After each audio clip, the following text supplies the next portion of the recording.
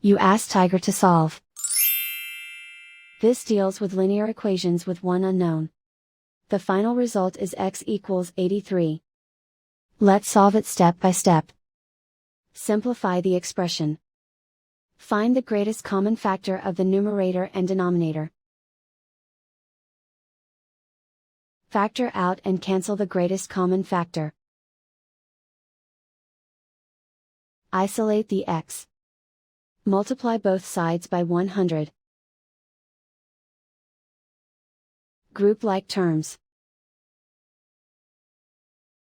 Multiply the coefficients. Simplify the fraction.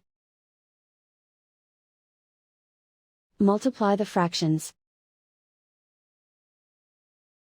Simplify the arithmetic. And so the final result is x equals 83.